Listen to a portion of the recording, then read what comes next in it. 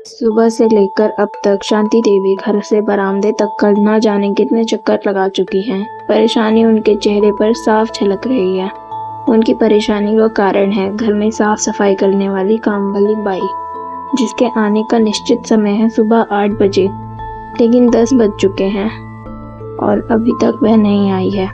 अगर देर से आना था तो कल ही बता देती। शांति देवी अपने आप में बड़बड़ाई। आराम की आदत पड़ जाए तो हाथ में गिलास लेकर पानी पीना भी कष्टदायी लगता है। उनकी समस्या यह है कि अगर बाई को डांट फटकार दिया जाए तो वह काम छोड़कर चली जाएगी और दूसरी बाई काम करने को तैयार नहीं होगी। ऐसे में तो काम चल ही नहीं सकता। जैसे जैसे घड़ी की सुई 10 से 11 की तरफ बढ़ रही थी, वैसे वैसे शांति देवी का सब्र का बांध टूटा जा रहा था। वह बिस्तर पर लेटकर यही सोच रही थी कि काम वाली बाई की अनुपस्थिति में वह घर का पूरा काम कैसे कर पाएंगी।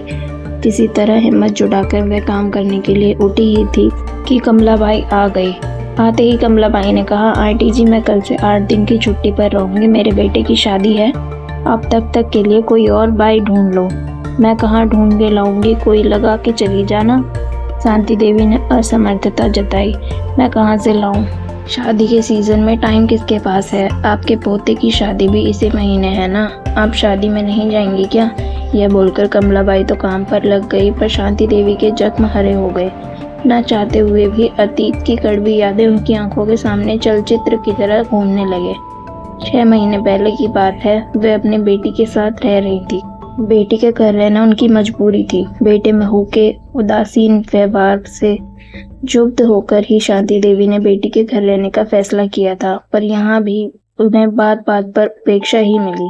आए दिन उन्हें लेकर बेटी दामाद में तनाव की स्थिति उत्पन्न होती जा रही। शांति देवी अपनी वजह से अपनी बेटी का घर बर्बाद नहीं करना चाहती थी, इसीलिए मन मनहूस कर उन्होंने अपने बेटी के घर की ओर रुख किया।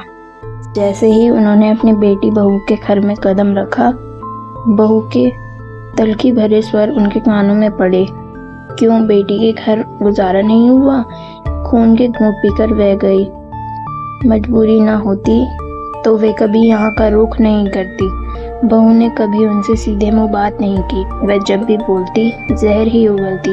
आए दिन छोटी छोटी बातों को लेकर बखेड़ा खड़ा करना उनका स्वभाव बन गया था। बेटे रितेश से जब वे बहू की शिकायत करती तो वह अपनी पत्नी को समझाने की बजाय उन पर ही बरस पड़ता। शांति देवी अंदर ही अंदर दिल में लार कर रह जाती। आखिरकार एक दिन बेटे ने 2 टूक शब्दों में कह दिया, माँ, तुम जब से इस घर में आई हो कलह ही मच गया है।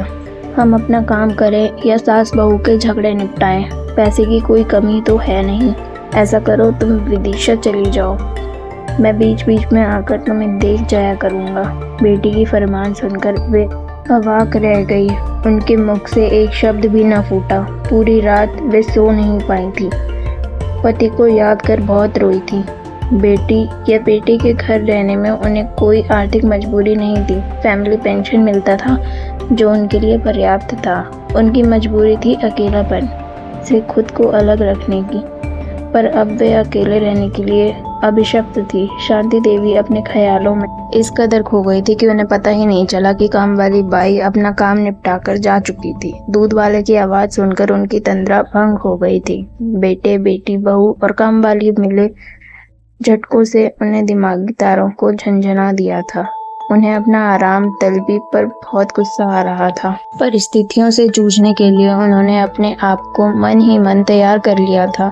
उन्होंने पतीले में दूध रखकर गैस पर चढ़ा दिया था। जैसे जैसे दूध में उबाल आ रहा था, वैसे वैसे शांति देवी के अंदर एक नई ऊर्जा का संचार हो रहा था। उन्होंने तय कर लिया था कि अब वे किसी पर आश्रित नहीं रहेंगी। अपना हाथ जगन्नाथ, वे सोचने लगी। जो माता पिता आर्थिक रूप से कमजोर होते हैं और जब उनकी संतानें भी उन्हें छोड़ देती हैं तो उन पर क्या बीतती होगी। कम से कम वे तो बहुत अच्छी स्थिति में हैं। वे नाहक खुद को कमजोर समझकर लोगों के सामने अपना मजाक उड़वाती थी। उन्हें यह एहसास हो गया था कि इंसान जीना चाहे तो राहें हजार हैं। दूध उबल कर गिरने लगा तब वे अपनी सोच के दायरे से बाहर निकली। उन्होंने गैस बंद किया और खाना बनाने की तैयारी करने लगी। अब तक उन्होंने ये फैसला कर लिया था कि वे अपने घर से कहीं बाहर नहीं जाएंगी। जब तक उनका शरीर चलेगा तब तक किसी पर निर्भर नहीं रहेंगी, बाकी सब ईश्वर पर छोड़ देंगी। उनके चेहरे पर अब गजब का आत्मविश्वास चमकने लगा था।